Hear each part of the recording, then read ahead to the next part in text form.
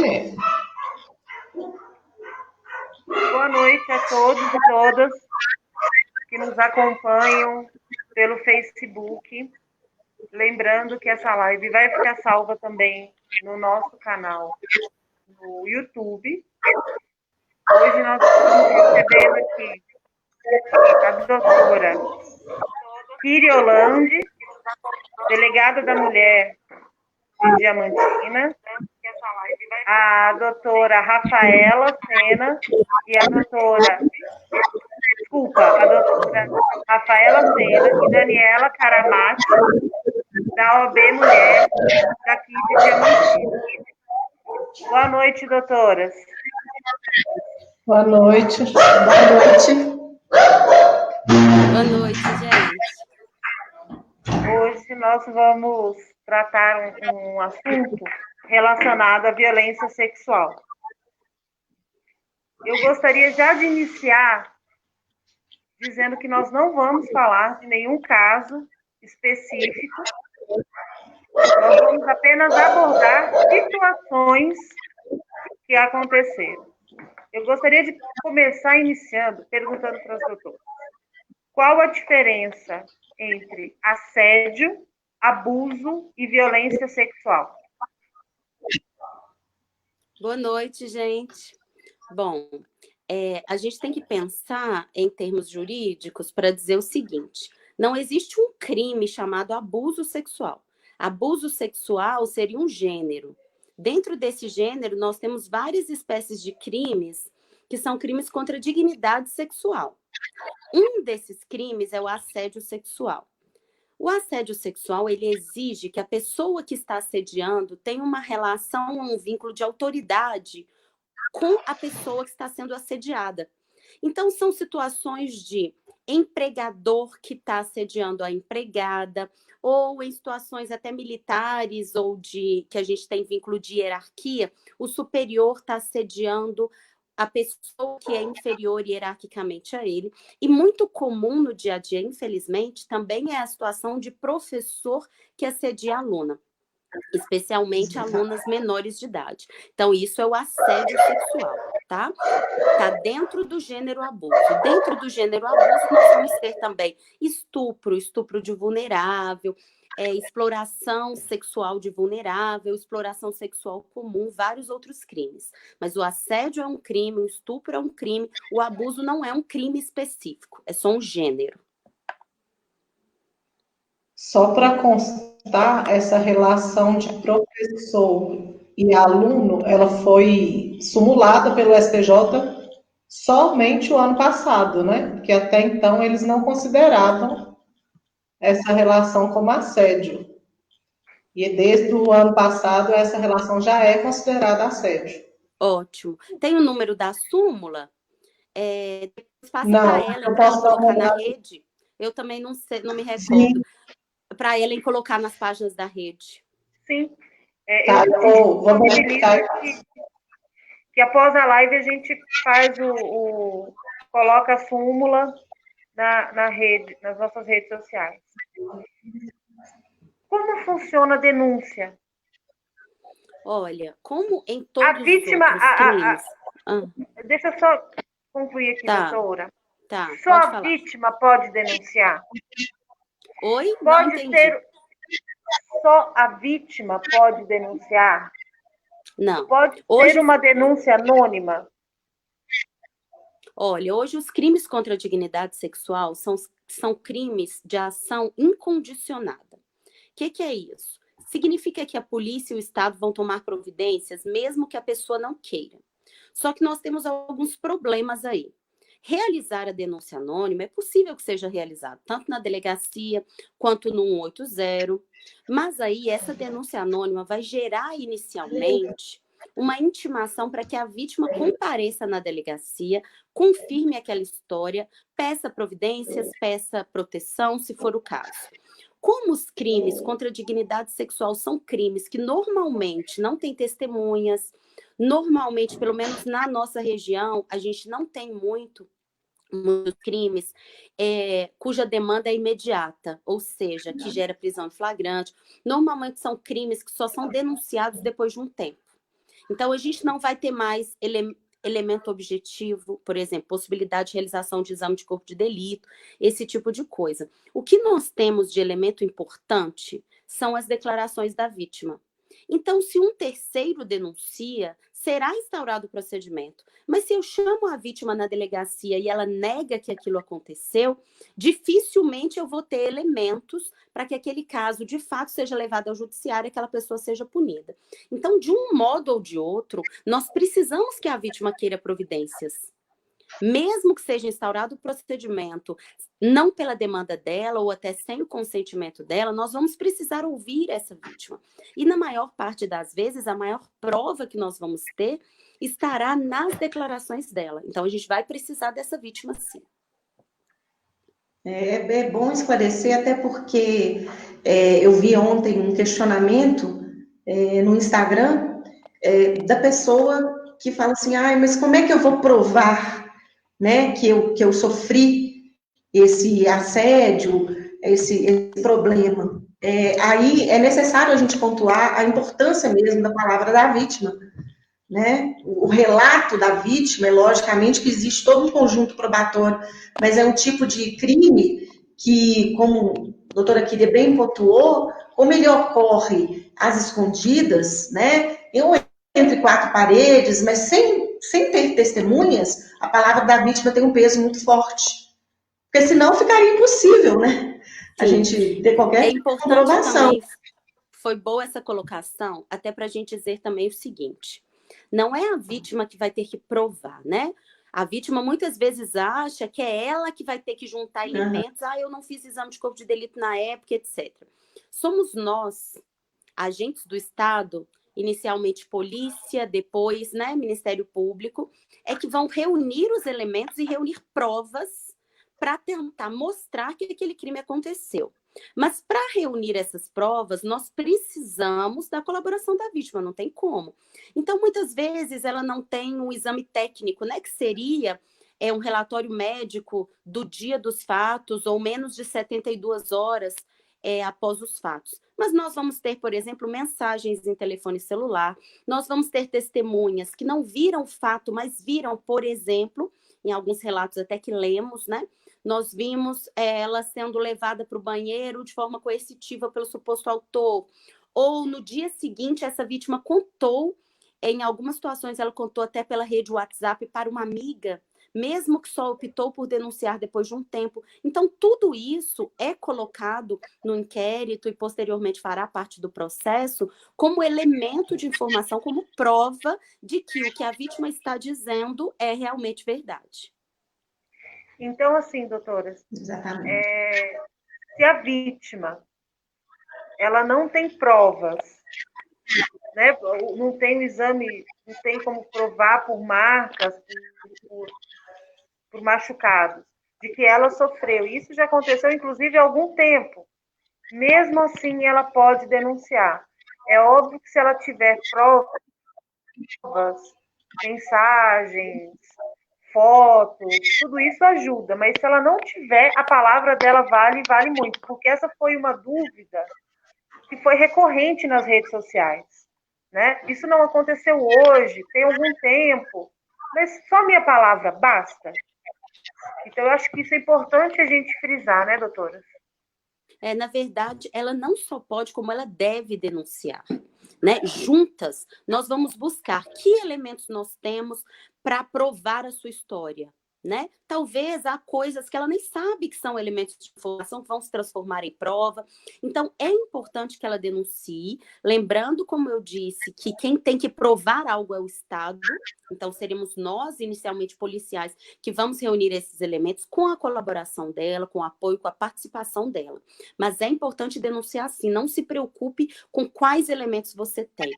Inclusive, a violência sexual, em muitas situações, na nossa região, em quase todas, como não há uma tomada de providências imediata, ela não tem esses elementos, por exemplo, prova de que houve uma violência física. Veja, por exemplo, uma situação em que a vítima esteja impossibilitada de oferecer resistência por algum meio transitório. Por exemplo, situações em que a vítima usou alguma substância entorpecente ou abusou do álcool e naquele momento não consegue oferecer resistência. Muitas vezes ela pensa que isso é culpa dela. Se naquela condição ela sofreu uma violência sexual. Ela precisa entender que isso não só não é culpa dela, como o sujeito que pratica uma violência sexual com alguém, mesmo temporariamente impossibilitada de oferecer resistência, vai responder por um estupro mais grave, que é o estupro de vulnerável. Então, ela deve sim pedir providências e não se preocupar com quais elementos ela tem para provar aquilo ali. O que a gente também está observando, com toda essa situação do Exposed, né, Diamantina, que aconteceu no Twitter, é exatamente o mecanismo que o abusador utiliza, né? Ameaçando as pessoas que estão ajudando as vítimas, ameaçando as próprias vítimas, ameaçando de processar, ameaçando de fazer algum tipo de represália. Isso faz parte mesmo do comportamento do abusador, exatamente isso, né? Que é uma forma de silenciar e de inibir uma atitude dessa vítima. E é isso que a gente, até por meio dessa live, que tem esse tema, né? De não silenciar, de denunciar, né? De procurar providências, esse tem que ser o nosso objetivo. Né, mostrar que esse mecanismo ele tem que ser quebrado. Né? A gente tem que quebrar esse mecanismo do abusador, que faz parte desse comportamento dele abusivo.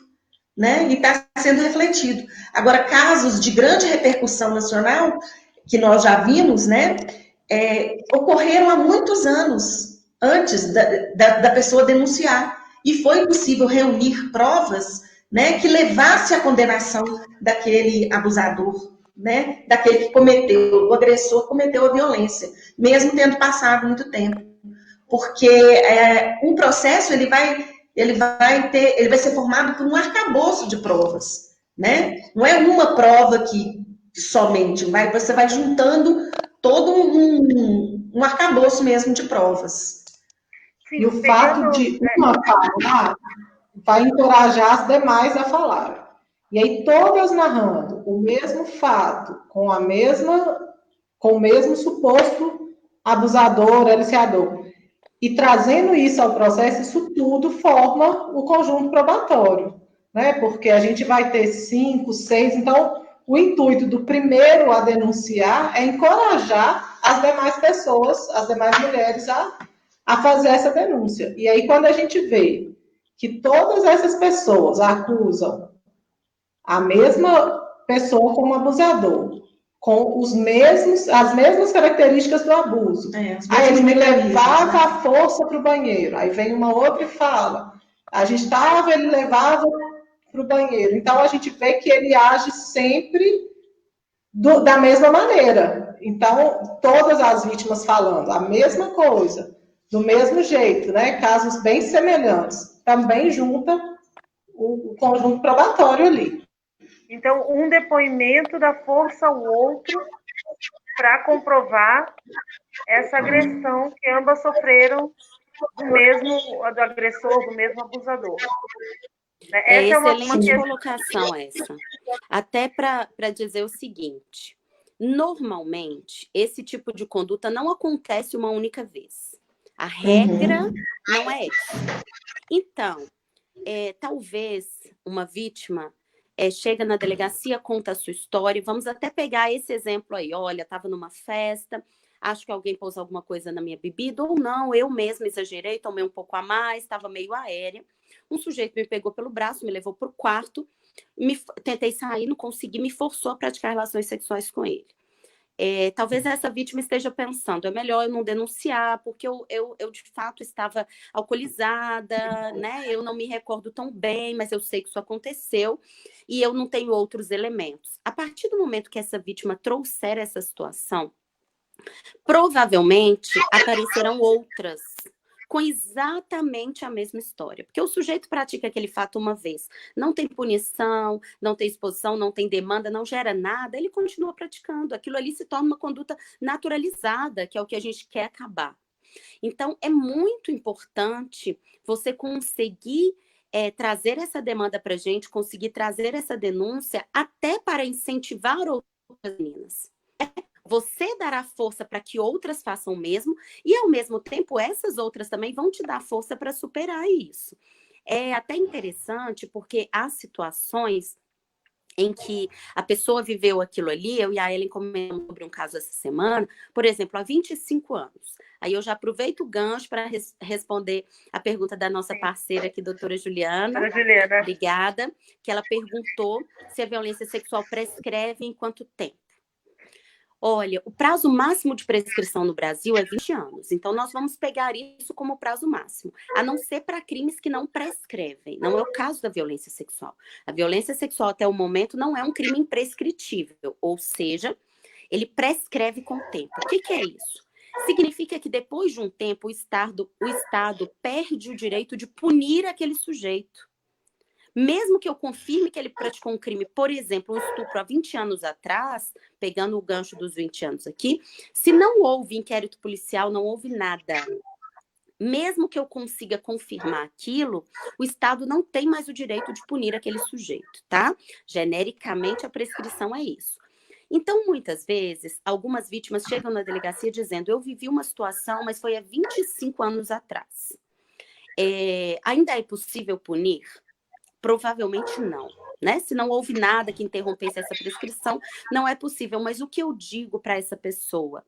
Provavelmente o seu abusador, se ainda está vivo, continua praticando os mesmos atos. Então, a sua denúncia vai ser importante até para a gente investigar e buscar outras vítimas, de cujos fatos ele poderá ser punido e prevenir outros fatos. Então, a sua conduta, ela tem aí várias consequências.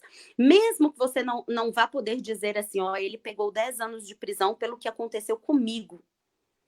Provavelmente, ele vai ser condenado por fatos que ele praticou com outras meninas depois de você. Fora que, após essa condenação, havendo uma prisão e etc., a gente ainda vai estar prevenindo que ele continue praticando esses fatos com outras pessoas. Por isso, a importância da denúncia, mesmo nesse caso.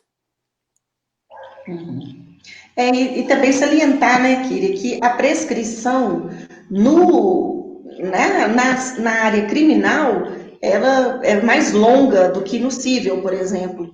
Né? A gente tem coisas no cível que prescrevem muito rápido, 1 ano, 2 anos, 3 anos, 5 anos. No criminal, vai depender da pena, né? Para a gente fazer esse cálculo. E não são prescrições que são rápidas, assim. Uhum. Que o lapso temporal é curto, né? E outra coisa que faltou dizer, que me perguntaram esses dias. Houve uma alteração na legislação que trouxe agora uma possibilidade importantíssima, que é a prescrição só começar a correr quando essa vítima completa 18 anos. Só que isso só vale a partir do ano de publicação da lei. Então, se nós temos situações que ocorreram de hoje, há 25 anos atrás, a gente ainda não tinha essa legislação. Tá? Então, isso ainda não vale. Mas suponhamos, para uma criança ou para uma adolescente que, infelizmente, está sendo abusada hoje, a prescrição para esse fato só vai acontecer quando ela só vai começar a correr quando ela completar 18 anos. Isso foi uma alteração importante.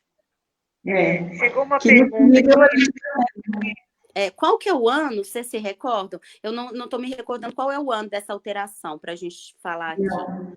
Se eu não me engano, é 2018. Se eu não me engano, bem nova, mas eu acho né? que é isso. Ela é bem recente. Acho que foi até com aquela lei Xuxa Meneghel, eu acho que isso passou a valer. Se eu não me engano, é essa lei. Mas é 2018. Tá. Mais ou menos. Tem uma pergunta interessante aqui do Robson, Ellen. Vamos por aqui. Tá. O esposo do Twitter pode prejudicar a vítima de alguma forma? E quem expôs o fato pode ser acusado de calúnia ou difamação? Olha, Robson, pergunta importante, tá? Isso, inclusive, foi dito por mim, por várias meninas que nos procuraram. O que eu expliquei? Expliquei o seguinte: existe um crime que é o crime de denunciação caluniosa, que ele se consuma quando você dá origem a algum inquérito policial, você denuncia alguém por um crime que você sabe que esse alguém não cometeu esse crime. No caso que você está perguntando em relação a todos esses casos, né, houve a exposição de fatos que supostamente ocorreram. Se esses fatos ocorreram realmente, não há possibilidade dessas pessoas serem punidas por denunciação caluniosa. Só que nós temos um pequeno problema aí. Quem é que vai dizer que esses fatos aconteceram realmente? Não é simplesmente uma exposição em rede social. Quem vai dizer isso é o Estado. Através de quem? Da polícia e do judiciário. Então, por isso é importante não só expor em redes sociais, mas denunciar, né? Então, a mera exposição em rede social pode sim gerar a instauração de um procedimento contra essa pessoa, se quem se sentiu atingido com aquela exposição entender que isso é mentira e procurar providências dizendo isso é mentira, eu fui caluniado com essa exposição. Isso vai gerar a instauração de um procedimento contra quem expôs. Agora, sendo verdade, o exposto não vai gerar nenhum tipo de punição. Mas volto a dizer, quem dirá que isso é verdade ou não é o Estado. Então, é importante não só expor em redes sociais, mas promover uma denúncia formal, ser ouvida na delegacia de polícia. Para evitar, né, que aconteça esse tipo de conduta e que a pessoa que tentou, de algum modo, tirar da invisibilidade essas condutas seja punida por isso. Então, depende dessas pessoas procurarem e demandarem a instauração de um procedimento para apurar aquilo ali e provar, olha, o que ela expôs é verdade. Se é verdade, eu não tenho denunciação caluniosa. Tem duas perguntas aqui. Relação professor-aluno configura assédio ou importunação sexual? Para esses fatos, vale o prazo de 20 anos? A Rafaela até colocou aqui antes quem é Natane perguntar, a Rafaela mencionou, inclusive, que a relação professor-aluno não só configura para assédio sexual, como há uma súmula do STJ que menciona isso, vai ser colocada nas páginas da rede depois. O prazo de 20 anos, ele não é regra para todos os crimes. O que eu disse aqui o prazo máximo de prescrição de um crime do Brasil é de 20 anos. Mas a gente tem crimes que prescrevem em 4 anos, que prescrevem em 8 anos, que prescrevem em 16 anos. Olhar o prazo de prescrição vai depender da punição máxima desse crime. O máximo é 20 anos. Então, por exemplo, a importunação sexual, a pena dela é inferior à pena do estupro. Então, ela não vai prescrever em 20 anos, tá? Prescreve em menos de 20 anos. Lembrando que assédio sexual é diferente de importunação sexual. Foi perguntado aí. O assédio sexual, ele prevê essa relação de hierarquia entre abusador e pessoa abusada. Ele prevê que haja uma intimidação para troca de favores. Por exemplo, vamos supor em relação ao professor, que é o que está sendo mencionado. Se você sair comigo, se você ficar comigo, eu vou aumentar a sua nota, né? Eu vou te dar algum benefício aqui em sala de aula. Seria esse exemplo. A importunação sexual já é outro crime de você praticar algum ato libidinoso contra a vontade daquela vítima, não é estupro, né? Uma atitude anterior ao estupro. O exemplo da importunação é aqueles casos, por exemplo, que a gente teve no Rio de Janeiro, do sujeito se masturbando e ejaculando em metrô, em ônibus. Esse é o exemplo da importunação. Pode ocorrer professor e aluno? Pode. Inclusive, é mais grave que o assédio. Tem uma outra pergunta aqui também, da Isadora. Já ouvi dizer que após 18 anos, a pessoa que foi abusada só pode relatar em 6 meses para valer. Isso procede? Não, isso não procede. Isso aí está misturando um pouco as legislações. É porque a gente tem um prazo que a gente chama de decadencial, que é diferente da prescrição, que é um prazo de 6 meses para você oferecer uma representação criminal quando o crime é de ação incondicionada. O que é isso? Vou te dar um exemplo. Você foi ameaçada hoje, sofreu uma ameaça. Vamos falar de violência doméstica, sofreu uma ameaça do seu companheiro. Sofreu hoje, você tem o prazo de 6 meses para representar contra ele por essa ameaça. O que a gente chama vulgarmente de queixa, na verdade, nesse caso, né, tem o nome de representação. Mas para crimes contra a dignidade sexual, como estupro, isso não acontece, porque esses crimes agora são de ação incondicionada, ou seja, independe de você procurar providências, eles serão apurados se essa demanda chegar ao conhecimento da autoridade. Então, pegando aqui a legislação, que acho que a Rafaela falou que é de 2018. É 2012, acabei de confirmar. 2000 e quanto? 12. 12, tá. Então, suponhamos 2012. que a pessoa foi abusada aos 15 anos, né? E hoje completou 18. Então, ela está dentro dessa legislação. Ela tem que denunciar de hoje a 6 meses? Não, ela tem um prazo maior que isso. Começou a correr aí o prazo de prescrição, que o máximo é 20 anos. Então, esqueçam esses 6 meses no que se refere a crimes contra a dignidade sexual. Isso. No que for, tiver a ver com estupro, né? Com essa parte da dignidade sexual, como a doutora Cris já explicou, não precisa haver essa representação. É porque anteriormente, né, tinha que fazer, né, a representação. Anteriormente a 2012, eu acho que foi a alteração, Não, 2011, antes de 2009, acho. Mas até lembrei 2009. aqui da lei, eu acho que a lei era Joana Maranhão, Rafaela. Acho que não sei se era da Xuxa ou se era a situação da Joana Maranhão. Que a da Xuxa é da infantil.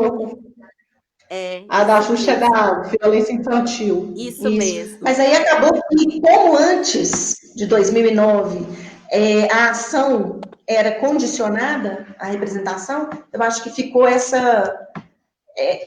na cabeça, essa situação na cabeça das pessoas, né? Sim. Que precisava representar. Mas como houve essa alteração legislativa, que a ação passou a ser incondicionada, então não existe mais essa questão desses 6 meses. Eu faço até uma parte aqui para colocar o seguinte. Vejam o que é a influência da sociedade machista. No Brasil, as pessoas conhecem muito pouco as legislações, né? Mas ainda assim, vejam só, as pessoas conseguem gravar isso. Tipo, você fez 18 anos, você tem 6 meses para procurar ajuda, o que não é verdade.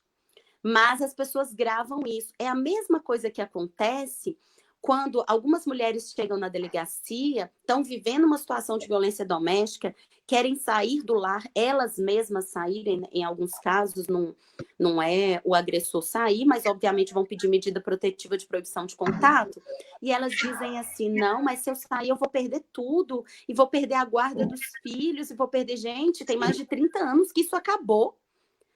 Né? E ainda assim as pessoas, por quê? Porque a cultura alimenta isso, alimenta que a culpa é nossa, né? Então, se você sai de casa e leva os filhos, ou eventualmente deixa os filhos para discutir essas questões depois, a pessoa pensa que perde direito a tudo, isso não acontece.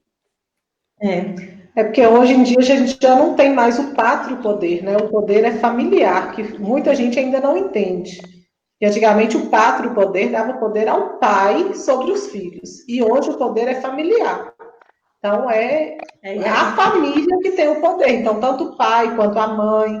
Então, se a pessoa sofreu uma violência e sai de casa, o divórcio hoje não existe culpa, porque antes também tinha isso. É verdade. Eu saí de casa, eu dei culpa ao divórcio, então eu perdi todos os meus direitos. E hoje em dia não interessa quem deu causa a esse divórcio. O motivo desse divórcio para a justiça hoje não é relevante. Né? A gente só precisa do divórcio. Ainda bem, então não tem essa relação de culpa. Graças a Deus.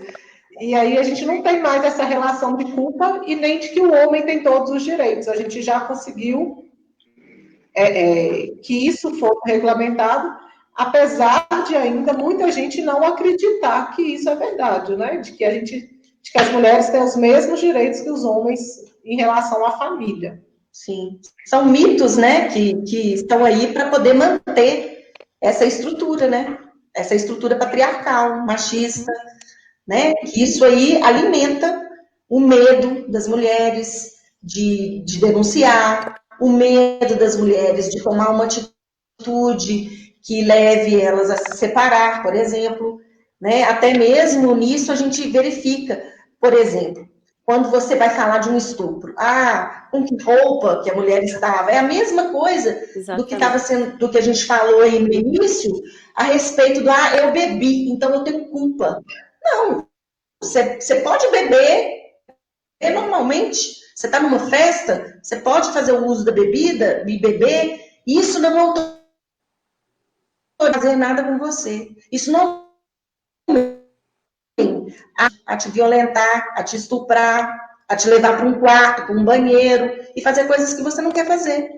Só porque você bebeu, não existe. Se você está de roupa curta. É a mesma coisa, né? É a mesma coisa, porque estava de roupa curta, porque estava de top, porque estava assim, assado, né? É a mesma coisa, está no mesmo patamar dessa ideia que a gente tem de que sempre a culpa é da mulher, que ela levou ao homem fazer isso. Não pode isso mais permanecer. A gente tem que se fortalecer com essa ideia de que nós temos direitos de beber, nós temos o direito de usar short, nós temos o direito de usar top, se a gente quiser, e isso não é uma autorização para que sejam cometidas violências e agressões. Doutora, tem uma pergunta. O relato da vítima já serve como prova. Então, cabe o agressor provar o contrário? Olha, depende. O que eu estou dizendo é, as declarações de qualquer vítima em qualquer crime são, sim, elementos para constituir prova. Nos crimes de violência doméstica contra a mulher e principalmente nos crimes de violência sexual, as declarações da vítima têm uma valoração superior a outras declarações. Por quê? Daniela colocou aqui pra gente. Porque esses crimes acontecem normalmente sem testemunhas, normalmente às escuras, existe todo esse medo e toda essa cultura envolvida para impedir a denúncia. Então, as declarações têm um valor superior. Só que o que eu quero mostrar aqui é o seguinte, quando eu respondi a pergunta do Robson, ela está mencionando a situação de que o sujeito daria causa à instauração de um processo contra ela por denunciação caluniosa. Nesse caso, ela está sendo investigada, né? Ela não está como... Ela, vítima de estupro, seria o caso de instaurar um procedimento, especialmente partindo da demanda dela, né? Porque eu estou partindo do caso que eu não recebi demanda nenhuma. Então, ela procuraria, diria o que aconteceu, seria instaurado um inquérito a partir disso. E aí, se depois disso ele buscou dizer que aquilo é uma denunciação caluniosa, esse procedimento vai depender desse outro de estupro, porque se o Estado disser que o estupro aconteceu, isso é verdade, não há denunciação caluniosa. Mas suponhamos que eu não tenho demanda do estupro. A pessoa não buscou providências, ninguém fez nenhuma denúncia, só houve exposição em rede social. E essa exposição em rede social gerou a instauração de um procedimento diverso, que é o procedimento de denunciação caluniosa, em que essa pessoa que expôs uma violência sexual está sendo investigada por estar dizendo algo que, segundo o sujeito que procurou a polícia, é mentira. E aí, quando ela for intimada para ser ouvida na delegacia, ela estará na condição de investigada, não é na condição de vítima. Mas aí ela poderá dizer que a situação de fato ocorreu e requerer providências? Poderá. Mas vai ter passado por esse constrangimento, né? Por essa dor de cabeça, vamos dizer assim. Se ela disser que de fato aconteceu, aí esse depoimento dela vai gerar a instauração do inquérito para apurar o estupro ou violência sexual. Então, o que é melhor? Você sofreu essa violência, né? Você decidiu expor essa violência, inclusive porque a gente diz muito que a troca de ideias é um exercício da cura. Todas as pessoas com as quais já trabalhei, vítimas, que tentaram guardar isso, esquecer isso, nunca mais quero falar, nunca mais quero pensar nisso, mas não buscaram providências, infelizmente não conseguiram. Em algum momento da vida, isso volta à tona. Então, se você já teve a coragem para expor, tenha coragem para expor também na delegacia de polícia e pedir providências, né? Não aguarde até que alguém queira te julgar e dizer que isso é mentira e eu quero que você prove e eu vou provar que é mentira. Então, a gente tem essa situação aí que é um pouco complicada, que seriam de 2 procedimentos. Doutora. E a gente é bom lembrar que depois que ela denuncia, o sigilo do processo é mantido. nesses tipos de crime, né? Então, por mais que a vítima vá à delegacia, ela não vai ter uma exposição perante a sociedade, porque muitas vezes a mulher tem medo, né, de ser apontada na rua como a que foi abusada, a que foi estuprada. Então, é bom a gente lembrar que esses casos são segredos de justiça. Então, o sigilo com o nome da vítima é mantido. Então, ela não precisa... Essa era até uma pergunta que a gente teria. Quem tem acesso ao depoimento depois que ele é feito na delegacia? Essa é até uma pergunta que nós recebemos. Os delegados, o Ministério Público, o juiz e os advogados do caso. Né? Tanto o advogado da vítima... As pessoas querem saber se ele vai ter acesso. A pessoa acusada, isso. Sim. Eu explico sempre isso. A gente vive em uma sociedade democrática, né? A gente usa contraditório e ampla defesa. Então, eu não estou dizendo que vai ser no mesmo momento. Mas aí eu já ouvi o tipo de pergunta. Em algum momento, o meu agressor vai ler o que eu disse? Vai ler o que você disse, até para que ele possa se defender e para que ele saiba do que está sendo investigado. Isso é um dos pilares do Estado Democrático de Direito. Então, ele vai saber sim, mas ele vai saber, os advogados dele vão saber, Ministério Público, juiz e polícia. Então, a menos que a própria pessoa, lembrando que o sigilo, ele é em benefício da pessoa, né? Não é em benefício do Estado. Então, agora, se a própria pessoa resolveu expor, tudo bem, mas não haverá nenhum tipo de exposição por nós profissionais envolvidos. Nem podemos fazer isso, sob pena de responsabilização. Doutora. Agora, eu acho importante, nesse momento, a gente acalmar os ânimos, no sentido assim, o Exposed, ele já foi realizado. Pessoas já fizeram seus relatos. Outras pessoas que estão procurando apoiar e ajudar esse movimento expuseram tais relatos em redes sociais, né? E talvez possa gerar, assim, um certo medo, um certo receio das pessoas de serem processadas, né? Tanto civilmente como criminalmente, por uma denunciação caluniosa. E a gente tem que ter em mente que isso não pode ser considerado um fim do mundo, né? Que existem meios de se defender dessa situação e poder reverter essa história, sabe? Porque o que me preocupa é gerar um certo pânico nas pessoas que já fizeram parte dessa situação, né? Eu acho que as vítimas têm que denunciar para que não sejam de vítimas levadas a parte como ré, né?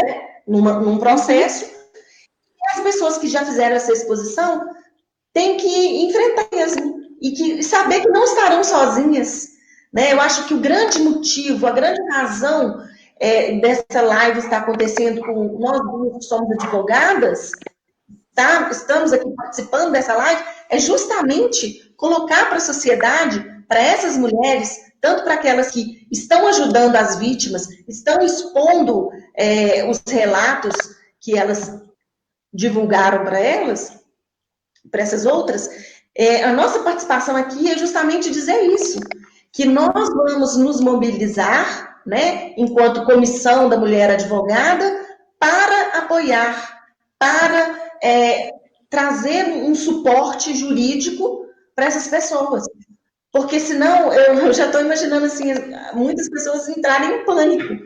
Porque realmente, quem não está habituado com o sistema processual, com o judiciário, entra em parafuso, né? Fala assim, nossa, vou ser processado, eu vou ter que pagar uma indenização, eu vou ser preso, né? E existe toda essa questão desse medo, desse temor.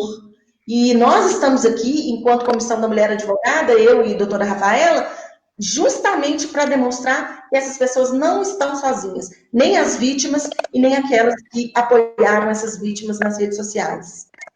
Doutoras, tem uma pergunta, e na verdade são duas, que envolvem menor de idade. Eu queria somar essas duas perguntas, tá? Primeiro, como que é o procedimento, como que acontece quando a vítima é menor de idade? E segunda, quando a vítima e o agressor são menores de idade? Essa foi uma pergunta que nós recebemos aqui também. Olha, a vítima menor de idade... Você quer terminar, Ellen? Pode terminar. Não, eu só ia ler a pergunta, né? Gostaria que explicasse o que deve ocorrer legalmente quando o abuso ocorre entre menores de idade. Inicialmente, eu vou dizer que da parte da vítima ou do representante da vítima, não muda nada. O que você deve fazer? Ir até a delegacia e buscar providências. Se a vítima é menor de idade, o que vai mudar é no seguinte sentido: se ela for menor de 14 anos, então a pessoa de 0 até 14 anos incompletos, essa pessoa ela não tem disponibilidade da sua vida sexual no Brasil. Então, o que acontece? A prática de qualquer ato libidinoso com essa pessoa, mesmo que supostamente seja com consentimento dela, é considerado estupro de vulnerável.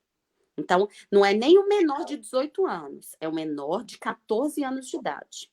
A pessoa, a partir de 14 anos de idade, ela já tem, pela lei, uma disponibilidade da sua vida sexual. E aí, o estupro vai acontecer só se alguém praticar um ato libidinoso com ela, mediante violência ou grave ameaça. Ou outras situações, como falamos aqui, assédio sexual, importunação sexual.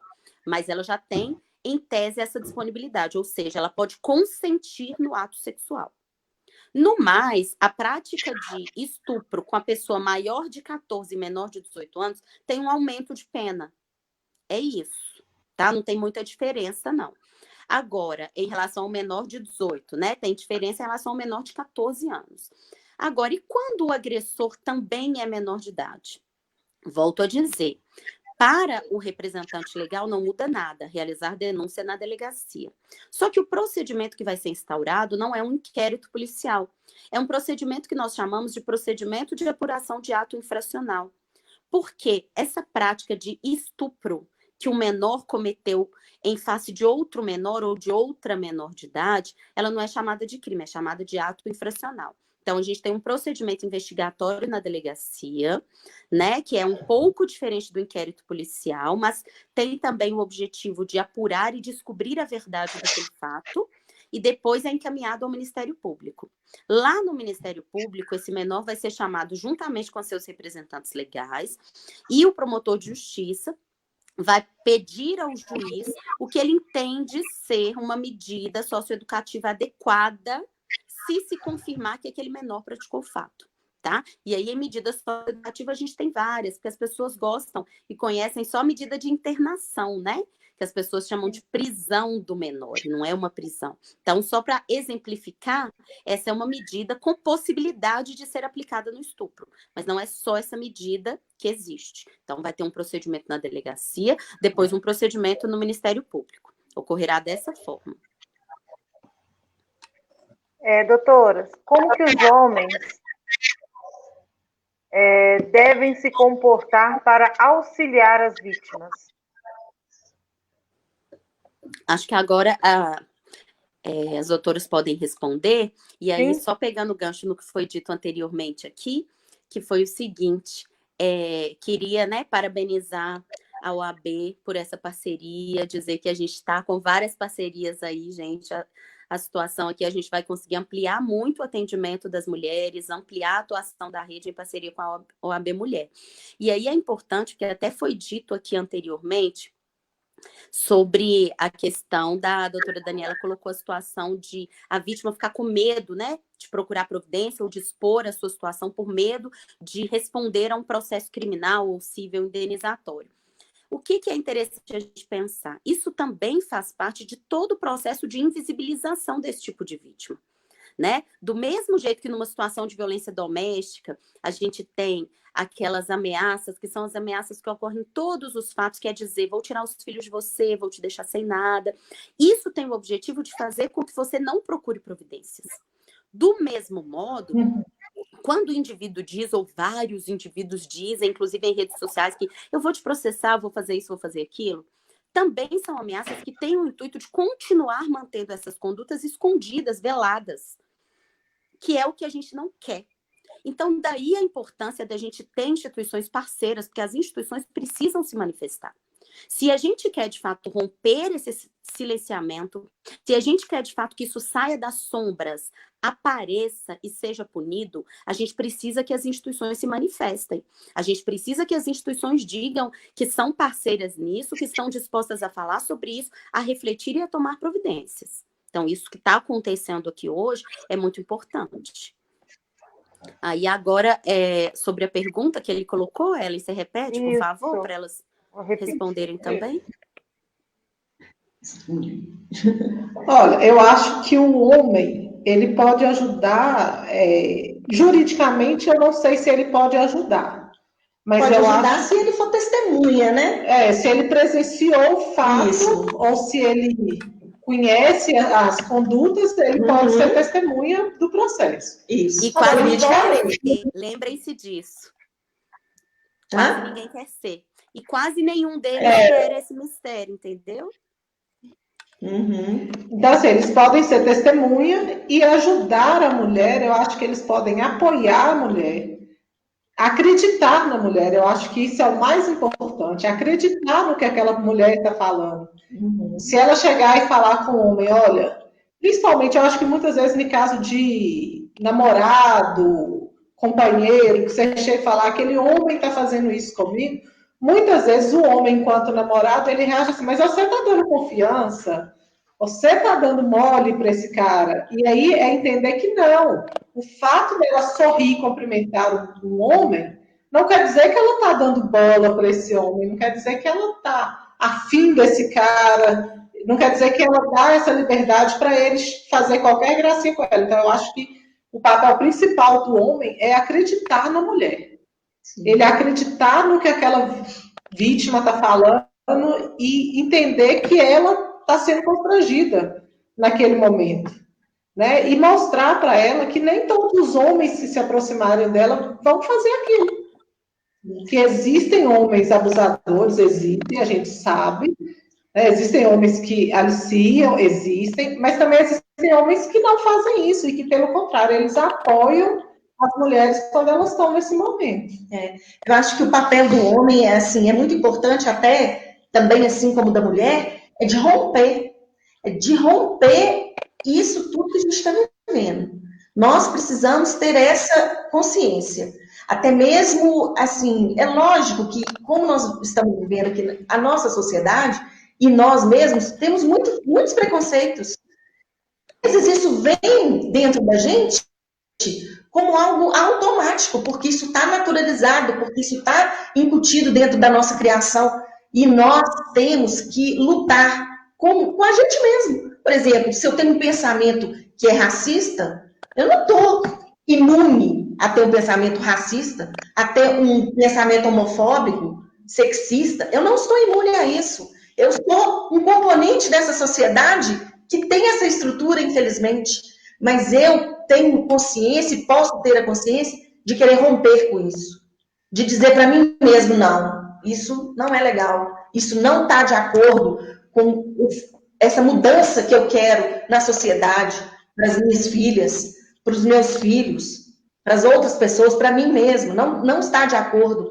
E me policiar e mudar a minha atitude. Eu acho que os homens, eles têm um papel nisso também, de começar a construir formas de quebrar essa estrutura, de quebrar esse mecanismo, né? E confiar nas mulheres, acreditar, não questionar, igual a doutora Rafaela falou, não questionar, né? Se aquela pessoa está te relatando essa situação, não cabe a mim julgar, falar assim, mas e você? O que você fez? Alguma coisa você fez para ter acontecido tal fato.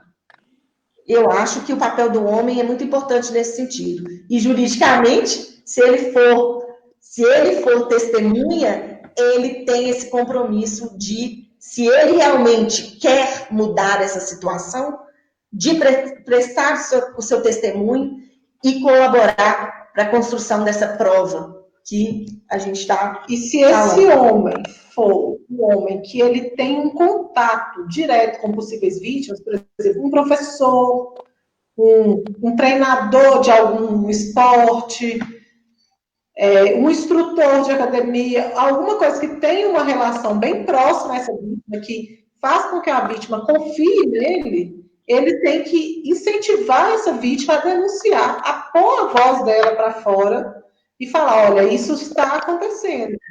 Que seja por um texto, que seja por um desenho, da forma que ele puder ajudar para que ela coloque, externe isso e que as pessoas enxerguem que ela está sofrendo com aquilo, é uma maneira também dele ajudar. Sim. Doutora O que a Kíria. gente precisa entender é que uma sociedade machista e racista, né, que foi muito bem colocada aí pela doutora Daniela, porque essas duas coisas, inclusive, andam juntas, ela é formada por microsistemas de poder. Então, nas suas atitudes diárias, também foi dito isso aí, que repetem preconceitos e paradigmas machistas, você está alimentando um sistema que amanhã vai fazer com que essas meninas não tenham coragem de se expor, não tenham coragem de procurar ajuda.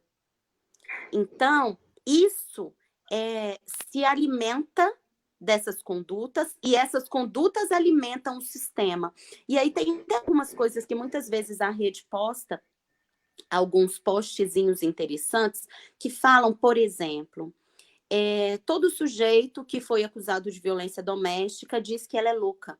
Então, nós temos várias mulheres loucas na sociedade, mas nós não temos nenhum agressor. É o mesmo caso de violência sexual. Toda mulher relata que já sofreu, no mínimo, alguma intimidação, algum constrangimento. Se não, uma violência sexual consumada. Só que ninguém tem colega agressor, amigo agressor. De um modo ou de outro, você, homem, está alimentando esse sistema com as suas piadinhas, está alimentando esse sistema quando você chega de um modo constrangedor em uma garota, seja fisicamente ou não, com palavras, hoje com redes sociais, né? Você expõe isso de modo sexualizado, de modo grosseiro, entendendo que aquele é o único modo. Se você é rejeitado, você age de outra forma. E mais, você dá força a outros homens o tempo todo, no sentido de que não, sua namorada não pode sair, não pode usar isso, não pode fazer aquilo, existem mulheres para casar e mulheres para transar. Quando você separa isso e coloca a mulher, ainda que indiretamente, como um ser de categoria inferior à sua, porque se você pode fazer determinadas coisas e eu não, se você pode se comportar de determinado modo e eu não, suas colegas não, é porque eu sou um ser diferente de você. E se a minha diferença, ela é limitante, eu sou um ser que você entende que é inferior a você. Por mais que você não diga. O machismo, ele é alimentado o tempo todo, não é por pessoas que dizem abertamente assim, tem que bater em mulher mesmo, tem que praticar violência sexual mesmo. Não é. Ele não é explicitado desse modo, ele é inconsciente.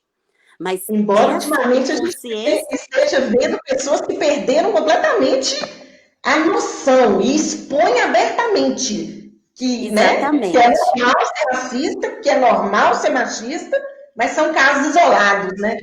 É muito mais velado. Esses aí são mais fáceis, entre aspas, de combater. Porque quase todo mundo vê, quase, gente, infelizmente não é todo mundo, mas quase todo mundo vê e já rejeita, né? Agora, a alimentação do sistema que é feita por aqueles que rejeitam isso publicamente, mas que não percebem que as suas atitudes diárias, quando, por exemplo, um amigo é acusado de violência doméstica ou acusado de uma violência sexual, ao invés de procurar saber se aquilo aconteceu, já que você quer se envolver, você de pronto já diz, ele não faria isso, jamais faria isso, ela é louca, ela está mentindo. Esse tipo de julgamento não é coisa banal, e produz uma revitimização, porque ela sofre primeiramente o crime quando ela o sente na pele, sofre quando ela procura instituições que não estão dispostas a discutir isso, que não estão dispostas a tentar entendê-la e praticar condutas para punir aquela conduta, mas ela sofre uma outra vitimização que é terrível, que é essa vitimização social. De todo mundo dizer que ela é louca, que ela é mentirosa, não precisa disso, para que isso? O sujeito é ótimo. Então, a gente nunca vê, daí você percebe qual é a influência do sistema machista, você não vê as pessoas dizendo, vamos ouvir o que ela tem a dizer. O tempo todo você ouve as pessoas dizendo, isso é mentira, isso não aconteceu, o que será que ela fez para merecer isso? Isso é na violência doméstica, isso é na violência sexual. Então, você, enquanto homem, provavelmente tem um papel muito maior do que o nosso de tentar diminuir essas condutas diárias que alimentam o sistema e que fazem com que muitas dessas vítimas não tenham coragem de denunciar, por medo de sofrer tudo isso. Eu acho que seu papel é bem esse. Talvez, como eu disse, seja maior que o nosso de tentar modificar esse sistema social. Inclusive em escolas, foi muito bem dito aqui também, escolas, em ambientes de esportes que costumam ser muito machistas, tratar alunos e alunas, atletas e atletas de modo igual, não minimizar condutas que menosprezem mulheres, que subjulguem mulheres. Isso tudo é importante. Aproveita até para responder uma pergunta aqui do Alexandre, no sentido de se existe algum programa da polícia de conscientização. Olha, o programa que nós temos, eu vou falar aqui pela região, então não estou dizendo de um programa que seja geral do Estado. Aqui na nossa região, nós temos isso sim, através da Rede de Mulheres. Nós realizamos palestras em escola, conscientizações, debates sobre feminismo, sobre machismo. Estamos à disposição, é só procurar a Rede de Mulheres. Doutora, pegando aqui uma outra pergunta. Doutoras, eu sumi um pouquinho vocês, mas vocês já voltam. Uma criança que apresenta durante todo o desenvolvimento atitudes e comportamentos de uma criança abusada, mesmo que a própria criança não saiba ou recorda do ocorrido, e um familiar observa essa criança, poderia ter sido abusada, mas não sabe com certeza se aconteceu e quem seria o autor, mas simplesmente desconfia de ser um ente familiar. O que esse familiar deve fazer? Sempre denunciar. Até interessante falar de abuso doméstico, porque eu vou falar algumas características. Primeiro, na nossa região, mais de 80% dos abusos são domésticos. Então, muitas vezes, nós estamos preocupados em relação a crianças e adolescentes com o ambiente externo, né? Não sai na rua à noite, talvez até repete nessas condutas, não usa tal roupa, não faz isso. Na maioria das vezes, o abusador está dentro de casa. Ou porque mora lá, ou porque frequenta a casa. Isso é estatístico. Então, a gente tem que começar a prestar atenção nisso. E esse abusador doméstico, ele não pratica os atos uma única vez, nem contra uma única vítima. O que nós encontramos são situações assim. O sujeito, vamos colocar aqui um padrinho, abusou da mãe, vai abusar da filha dessa mãe que foi abusada, vai abusar da filha dela. Eu não estou mentindo, porque eu já peguei casos de um sujeito que era avô e abusou da própria filha e abusou da própria neta. E isso fica invisibilizado, porque a filha não denunciou. Muitas vezes toda a família sabe, todo mundo trata como se nada acontecesse ou como se não tivesse nada a ver com isso. E esse sujeito permanece abusando de gerações e gerações. Por que eu estou dizendo isso? Porque na pergunta falou assim, talvez a gente não saiba quem é o familiar abusador. Pela minha experiência, na maioria das vezes, todo mundo sabe. Ou se não sabe, desconfia. Porque, como eu disse, não acontece só uma vez, nem com uma única vítima. Qual deve ser a atitude desse familiar, novamente? Denunciar. Inclusive, se na denúncia você coloca, isso acontece muito. Olha, suspeito de fulano, né? Por quê? Porque esse fulano, há 5 anos atrás, também surgiu uma história com o nome dele, envolvendo outra sobrinha, envolvendo outra filha. Isso sempre acontece. No fim, essas histórias se confirmam. Só que precisa de uma para ter coragem de dizer, ou de um familiar para ter coragem de denunciar e proteger os demais que virão aí de outras gerações para não ser abusados. Então, a conduta é sempre essa, de denunciar. A investigação e o bater o martelo para dizer que os fatos aconteceram e quem é o abusador acontecerá na polícia. Porque as pessoas têm um medo e dizem assim, eu não quero dizer que ele é abusador. Né? Você não vai dizer com essa força toda, você vai simplesmente trazer um suspeito, cumprindo o seu papel social e cumprindo o seu papel legal se você for servidor público. Quem vai dizer se aquilo aconteceu ou não, se ele de fato é um abusador, é o Estado, tá? Então a conduta vai ser sempre denunciar. Doutora Rafaela e doutora Daniela, sobre uma suposta ação de um aliciador, importunador, em uma escola, qual deve ser a atitude tomada pela instituição?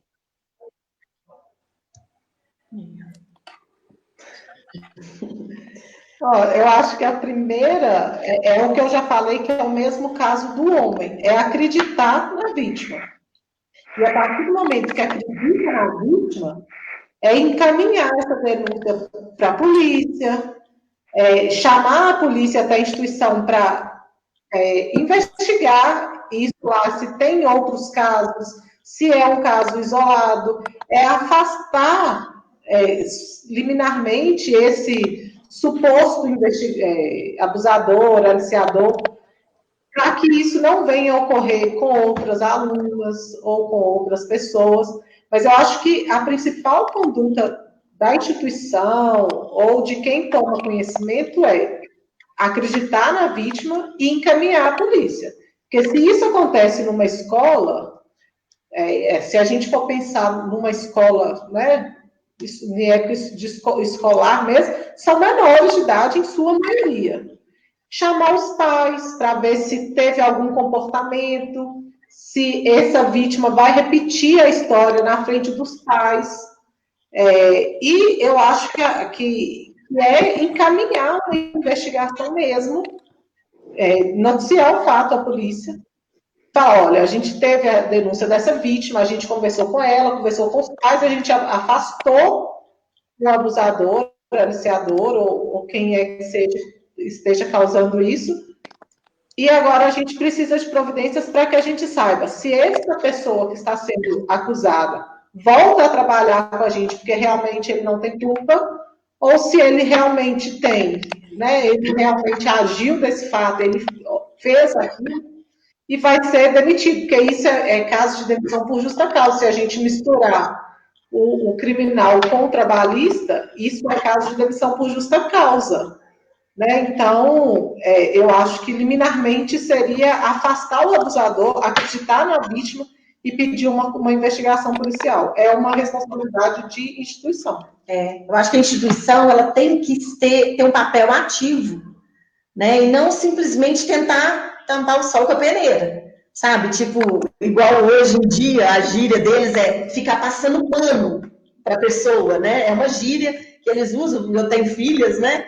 E elas falam isso direto comigo, mãe, fica passando pano para fulano, não. É tipo, você ficar escondendo, né? Mantendo, jogando aquela sujeira para debaixo do tapete. Eu acho que a instituição ela tem que ter uma atitude, ela tem que ser proativa, sabe?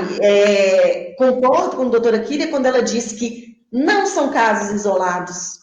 A gente, quando a gente está no dia a dia do direito, advogando, é o que a gente vê. Você vê o tipo da pessoa que ela comete esse tipo de crime ligado à dignidade sexual, ela não comete um crime e pronto. Não é um fato isolado. Existe uma sistemática, um comportamento sistemático nisso. Então, eu acho que a instituição ela tem que ser proativa.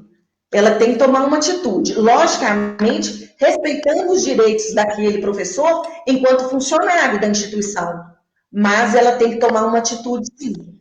Porque são situações muito sérias. Que não podem passar... Eu preciso dizer que, na verdade...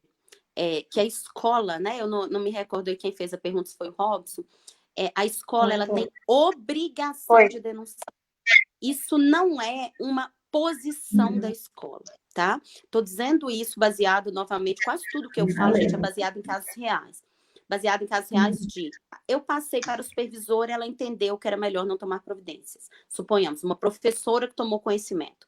Não, a gente passou para a direção se reuniu, achou melhor não tomar providência. O não tomar providência vai gerar responsabilização da escola.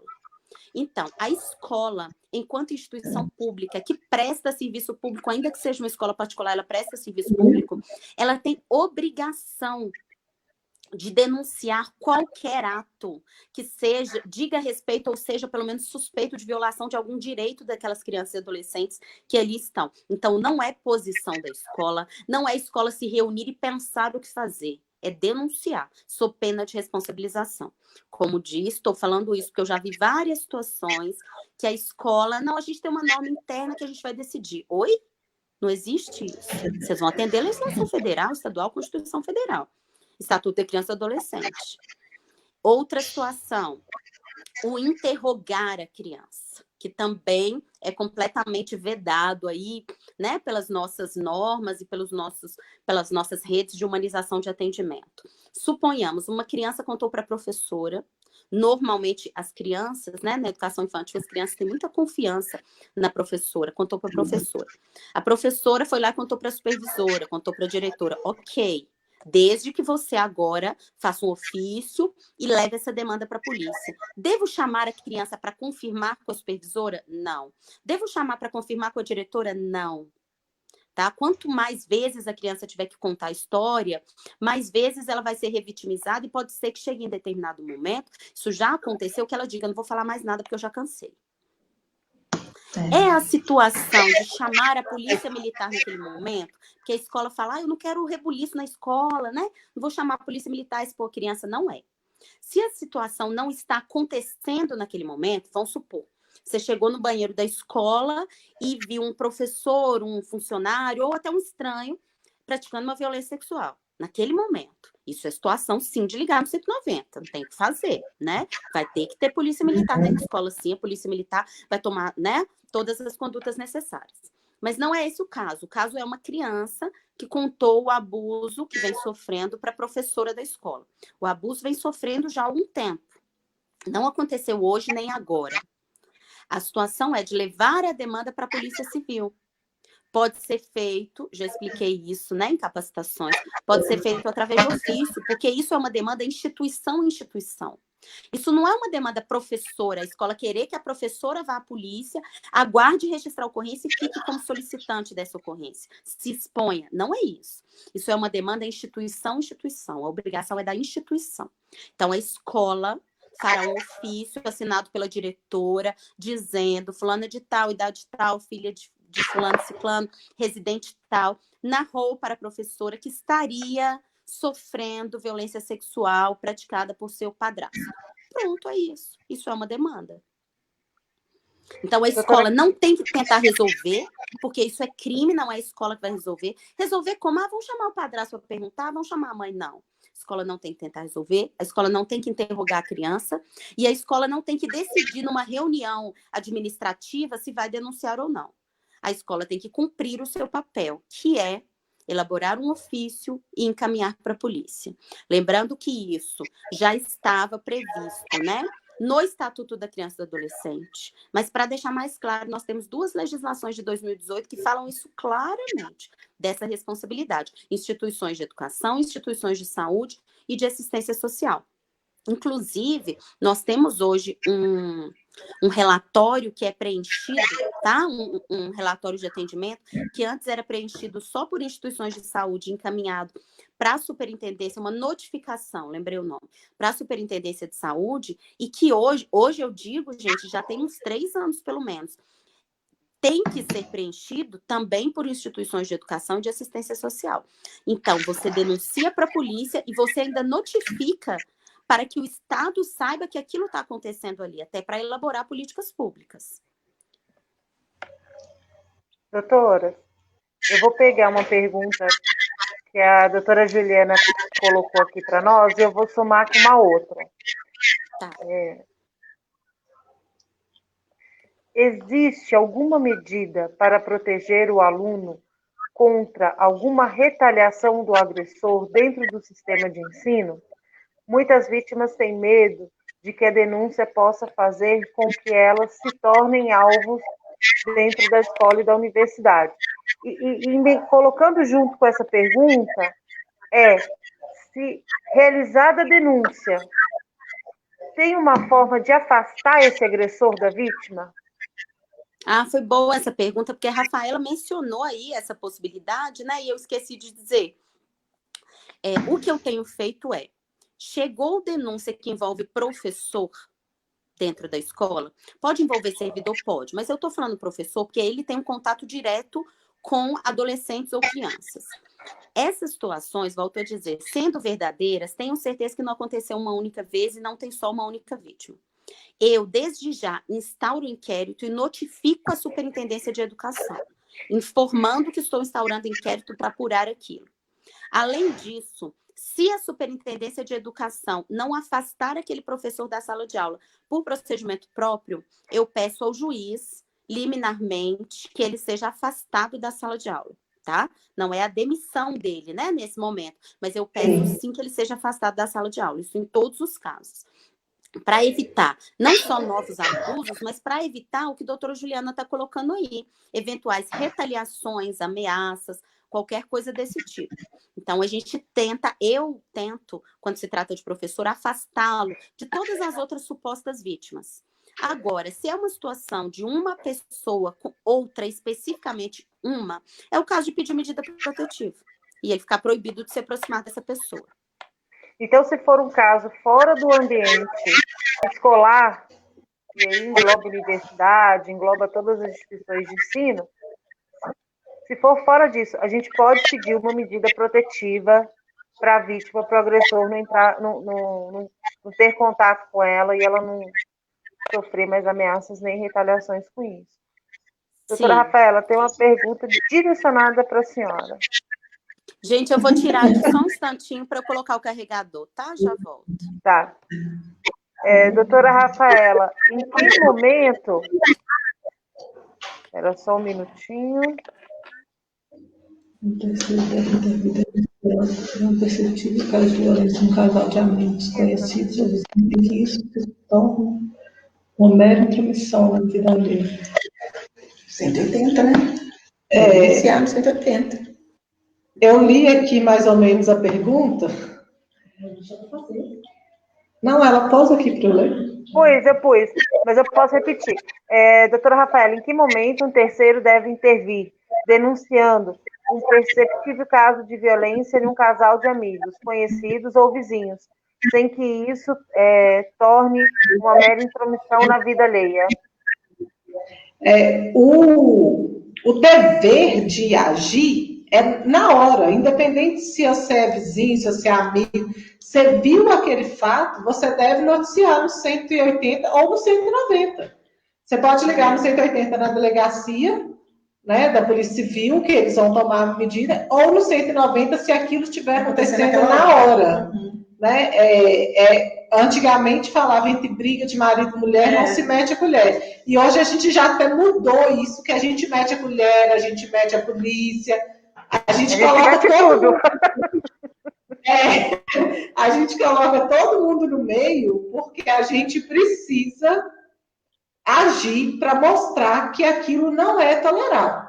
A gente sabe que precisa depois que essa vítima da violência represente, que ela queira as medidas protetivas, mas a nossa obrigação é levar os fatos ao conhecimento da polícia. E isso tem que acontecer no momento. No momento que você toma conhecimento, no momento que você presencia aquilo, no momento que você escuta aquela briga, se for um vizinho, se for amigo, é nesse momento que a gente tem que agir. Eu espero que eu tenha respondido, Anderson. Eu acho que eu assisti várias lives aí que foram feitas com a doutora Kíria, e teve uma que foi interessante, porque houve a explicação de como você vai fazer essa denúncia. Né? Se eu vou usar o 180, se eu vou usar o 190, essa distinção que as pessoas às vezes não entendem, né? E acho que a explicação foi excelente, né? No caso, por exemplo, daquela violência que está ocorrendo naquele momento, se acionar a polícia militar através do 190, né? E se for algo que já estiver acontecendo corriqueiramente, recorrentemente, aí sim você pode utilizar o 180.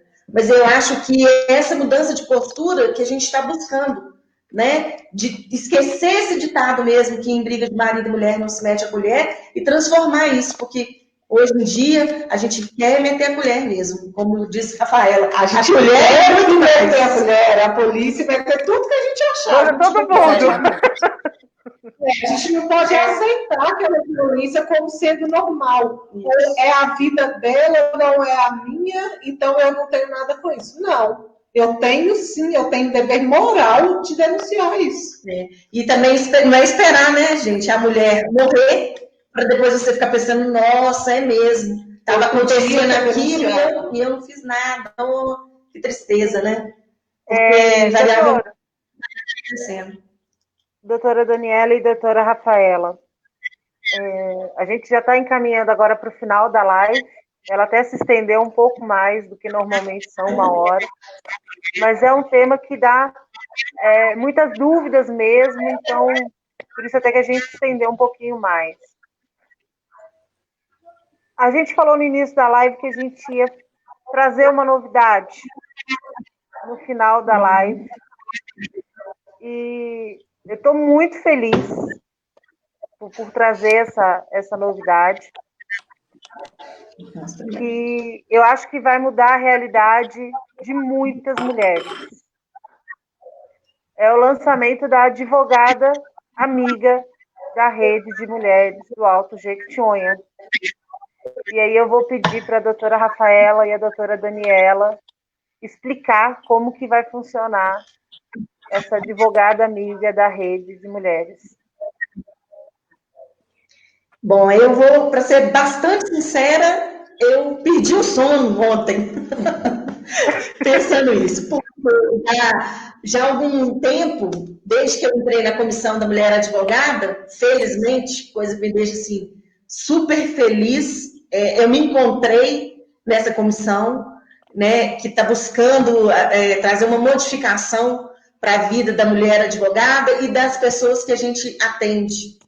E comecei a participar, então, desses encontros que a rede promove, que a comissão promove, e assistindo a doutora Kira em vários locais, Ellen também, né, em vários locais fazendo esses eventos, e incomodada com a doutora Kira, reclamando com toda razão de faltar uma parceria de advogados que estejam dispostos a atender as mulheres vítimas de violência, que são carentes e que, por isso mesmo, são mais vulneráveis ainda.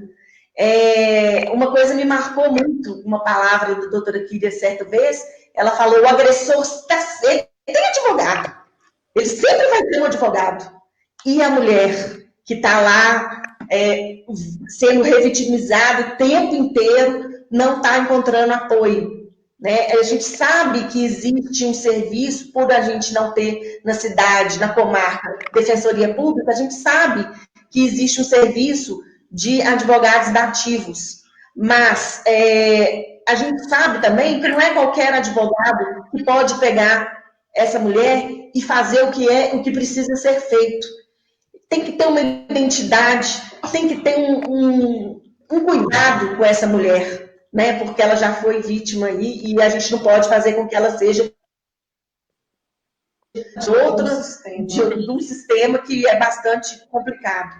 Então, incomodada com essas questões, eu pedi, Ellen, para uma autorização para que a gente criasse uma espécie de selo, né, de os escritórios com advogados que estivessem dispostos a prestar serviço voluntário.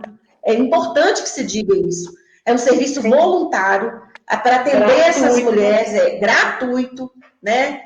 Que isso fique bem claro, para atender esse perfil de mulheres que estão sofrendo violência e que são mulheres carentes economicamente falando, né?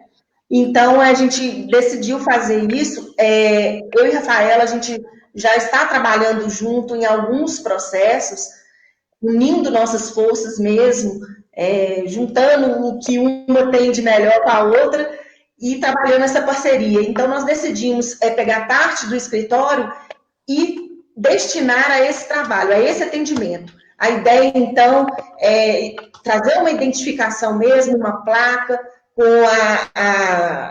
a imagem lá da rede de mulheres e que naquele local essa mulher vai ter atendimento jurídico, né? E que vocês também, enquanto pessoas que estão lidando diretamente com essa mulher que sofre violência, também terem um local onde podem encaminhar essas mulheres e terem a certeza e a confiança de que ali elas vão receber um atendimento especial para aquele momento, para aquela situação. É claro que outras mulheres advogadas que quiserem participar poderão nos procurar, né, entrar em contato com a Comissão da Mulher Advogada para que a gente possa analisar. Gente, é importante salientar que existe um perfil, sabe? A gente tem que tomar cuidado, não é qualquer advogado que a gente vai colocar nesse projeto, não. A gente vai fazer um cadastro e aí futuramente a gente vai publicar esse cadastro de quem são essas advogadas amigas. E aí a gente tem que deixar bem claro que a gente já está deixando aqui, e a gente, quando divulgar esse cadastro, a gente vai deixar bem claro que esse atendimento é gratuito, em hipótese alguma pode haver cobrança para esse processo, de nada. O advogado que se dispôs a ser advogado amigo da rede, né, que a gente vai chamar de advogada amiga da rede, ela não pode cobrar, ela não pode, por meio disso, captar cliente para o seu escritório, e a gente vai ter uma fiscalização bem rigorosa quanto a isso, e quem for aqueles que a gente descobrir que captou, que fez tudo, vai responder disciplinarmente perante a OAB. A gente tem um estatuto de ética que a gente tem e de condutas que a gente tem que seguir. Então, a gente vai identificar esses escritórios com o selo, né, que a gente está vendo a melhor forma de fazer. A gente vai identificar, aqui tem a advogada amiga, e aí vai caber a essa vítima escolher qual escritório do advogado amiga ela quer procurar. A gente vai deixar uma relação desse escritório público. A gente tem o Instagram da comissão da CMA Diamantina, que é Comissão da Mulher Advogada. Quem quiser pode mandar perguntas, pode entrar em contato com a gente pelo Instagram, pode procurar a OAB, né, que é na Rua Zé de Lota, para poder ver, procurar saber quem são as advogadas. Lá teremos essa lista de quem são as advogadas, ou procurar diretamente a minha e a Daniela, que estamos tomando frente disso. A gente tem outras membros na Comissão da Mulher, mas nós duas estamos tomando frente disso. Com certeza as meninas também vão apoiar, vão estar nesse projeto, e a gente não sabe se por enquanto, com nós duas atendendo, a gente já está fazendo isso há algum tempo, agora só de modo oficial. E nós estamos na lista, por enquanto, né? E assim, por enquanto, os dois escritórios amigos, o da Daniela Caramati e o meu, e a gente vai, se Deus quiser, conseguir um número grande. E aí a gente vai filtrar também até a questão da carência dessas pessoas que serão atendidas. E lembrando que serão atendimentos totalmente gratuitos, né, para as vítimas. E aí, gente, a gente fala da mulher vítima de qualquer violência. Não vai ser apenas a violência sexual, pode ser a violência psicológica, a violência financeira, né? A gente tem diversas violências. A gente pode falar dos casos de assédio sexual que alguma mulher sofrer, né, que não se envolver diretamente o companheiro.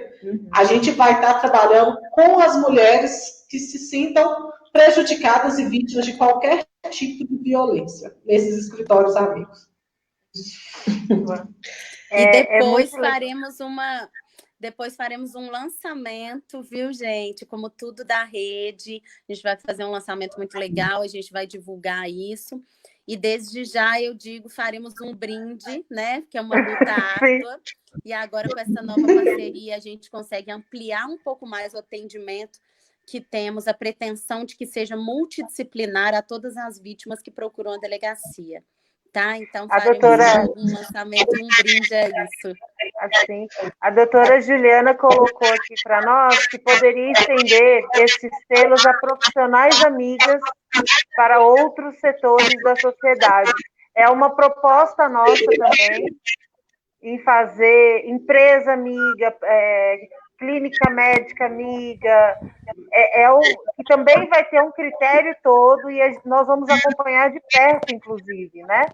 que realmente tem que ser um local acolhedor e amigo da mulher. Então, essa proposta também existe já, doutora Juliana. A gente vai fazer um lançamento muito bacana, mas é que como essa ideia da advogada amiga da rede surgiu hoje, e nós aproveitamos o momento da live para estar falando isso, né? Eu queria só fazer umas considerações finais.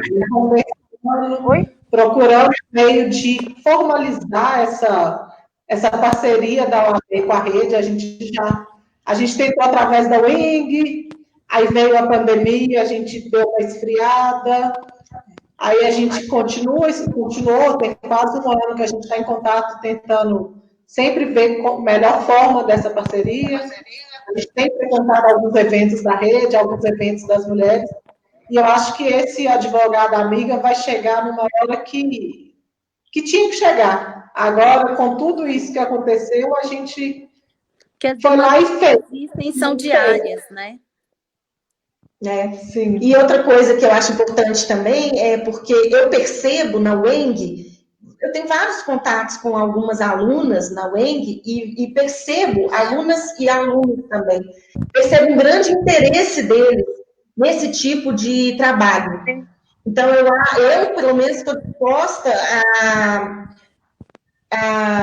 oferecer estágio no meu escritório para quem tiver interesse em trabalhar com essa demanda, né? E acredito que a gente vai conseguir trazer para o nosso trabalho pessoas super interessantes, super engajadas, que já vivem isso dentro da faculdade, já lutam por essa posição da mulher dentro da faculdade, e a gente, já que a gente não conseguiu fechar com a UENG, trazer então os alunos perto da gente, no escritório da gente. Eu acho que vai ser muito bom. Então, eu estou me disponibilizando aí para as alunas que tiverem interesse em participarem, para entrar em contato comigo e com a doutora Rafaela. E o nosso escritório já está, escritórios que vêm os que estiverem interessados também. Lembrando que é de graça. Então, tem que estar interessado no trabalho e na mudança da sociedade. De comportamento. Né? Não no dinheiro, porque aí não vale. Doutoras Rafaela e Daniela, eu queria pedir as considerações finais das doutoras, depois eu vou pedir para a doutora Kíria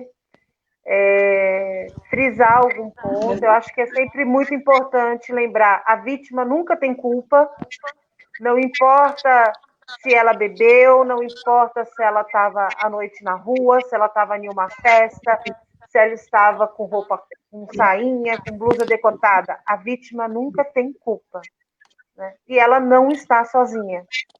Ela pode contar com uma rede enorme de mulheres que estão junto com elas. E é importante, né, como as doutoras falaram aqui várias vezes, são comportamentos repetitivos. Então, você pode ter sofrido um abuso e o seu agressor pode continuar fazendo, machucando outras mulheres. A gente só vai conseguir que isso mude denunciando. É importante a denúncia. O primeiro passo até a delegacia pode ser um passo muito difícil. A doutora Kíria realiza um atendimento humanizado. Parabenizar aqui a doutora Kíria e a equipe dela. São de excelência, referência no estado de Minas Gerais, pelo atendimento que elas realizam. Você chega na delegacia, não é aquele ambiente frio, na delegacia da mulher, não é aquele ambiente frio da polícia, mas ainda é um ambiente policial, né? Então, esse passo, muitas vezes, pode ser difícil, mas ele é de suma importância. Então, eu vou pedir para toda mulher que sofreu uma violência, um abuso, um assédio, denuncie. Denuncie. E estamos todas juntas. Doutora Rafaela e doutora Daniela, eu vou pedir para as considerações finais das doutoras.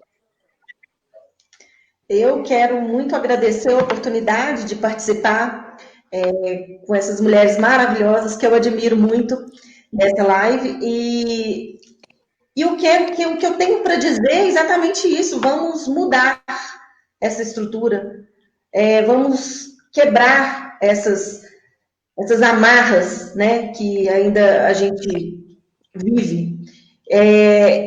E o mais importante que eu acredito é me disponibilizar e saber que existem muitos outros profissionais que estão dispostos a apoiar essas pessoas. Tudo se resume mesmo nessa situação, que você não está sozinho. Não está sozinha. Conte com o meu trabalho, conte com esses profissionais maravilhosos que estão fazendo de tudo para mudar essa realidade. Né? E aí é só mesmo agradecer. Eu também vou agradecer, foi tudo de última hora, né, que a gente fez essa live, que a gente decidiu que a gente precisava mostrar que a OAB é uma instituição parceira das autoridades, é uma instituição parceira da sociedade, a gente não é uma instituição só para advogados, a gente precisa mostrar que a OAB existe, que a OAB apoia as vítimas, que a OAB apoia o que está acontecendo e que a gente não vai ficar omisso em situações que a gente precisa agir, mostrar a cara. Eu estou falando bem como OAB, porque eu estou aqui como Comissão da Mulher Advogada, como presidente da Mulher Advogada. Então, a gente tem que mostrar que a gente está aqui, que a sociedade pode contar com a gente, que as autoridades podem contar com a gente. Eu acho que a gente ficou um bom tempo com um abismo muito grande entre a OAB e o restante de Diamantina, e hoje a gente quer mostrar que a gente está aqui, o nosso papel enquanto OAB é esse, e colocar tanto a Comissão da Mulher Advogada à disposição, tanto das autoridades, quanto das vítimas, quanto de quem precisar da gente, falar com as pessoas que estão sofrendo, denuncie, é a única forma da gente mudar, porque eu acho que a denúncia e, consequentemente, a investigação com a punição é o maior exemplo para que isso possa acabar. Porque se a gente não tiver o exemplo de que um agressor vai ser punido, outras pessoas vão seguir o exemplo dele achando que nada vai acontecer. E isso não pode, a gente tem que denunciar, a gente tem que mostrar o que está acontecendo, e ir para a rede social falar é importante, é interessante, é importante, encoraja outras pessoas, mas vamos formalizar essas denúncias, vamos levar isso ao conhecimento, né, público da polícia, das instituições. Se tem uma dúvida se isso se não é, agora a gente tem advogada amiga, procure a gente, procure os advogados amigos, olha se se enquadra. Se você não tem coragem na delegacia, nós estaremos lá para ir com você, para agendar um horário, para te levar lá na delegacia para você ter coragem. E se você vê seu vizinho apanhando, liga também, não deixa passar, não. Eu acho que é isso. Doutora Kíria. Boa noite, gente. Eu queria novamente só agradecer, dizer assim que para mim é um dia de uma grande conquista. Sei de todas essas demandas, como eu disse aqui, as demandas acontecem, são diárias, não podem esperar, né, que as instituições tenham estrutura e se organizem, por exemplo, esperar que tenha uma defensoria pública em Diamantina para a gente começar a garantir os direitos dessas mulheres na integralidade. A gente já tem que agir, porque as demandas já estão aí. Então, para mim, é um dia, assim, de uma conquista muito grande. Quero agradecer novamente, dizer que é a primeira de grandes parcerias com a OAB, com a OAB Mulher, tenho certeza disso. E isso mostra o que eu falei aqui no início, que é as instituições precisam se posicionar. Se o machismo que fundamenta essa violência nossa, que é estarrecedora, essa violência contra a mulher, tanto a violência doméstica quanto a violência sexual ainda mais grave, se ele fundamenta essas violências, ele constrói um ser social que também é construído pelas instituições. E se as instituições não se posicionam e passam a agir como se isso não estivesse acontecendo, elas estão, em verdade, se posicionando por manter a invisibilidade dessas condutas. Então, é muito importante o posicionamento das instituições, o posicionamento dos profissionais que compõem essas instituições. Por isso, fico feliz pela parceria. Vamos conseguir tirar outras situações de violência que estão ainda nas sombras, vamos conseguir fazer com que as mulheres, a partir do momento que têm um apoio jurídico para questões cíveis também, que elas tenham mais força para manter essa denúncia adiante, para manter a situação de romper com o relacionamento abusivo. Então, muito obrigada, viu, parceiras, desde já. Muito obrigada às doutoras pela gentileza e pela honra de dividir a live com vocês, por mediar essa live de vocês. Só gostaria de lembrar que daqui a pouco a nossa live já vai estar disponível no nosso canal no YouTube. Muito obrigada para todo mundo que acompanhou, mandou pergunta e esteve junto na live tão importante e que espero ter tirado muitas dúvidas de várias mulheres. Só para terminar, denunciem, vocês não estão sozinhas. As nossas redes sociais da Rede de Mulheres estão à disposição. Boa noite. Boa noite, Boa noite. gente. Boa noite.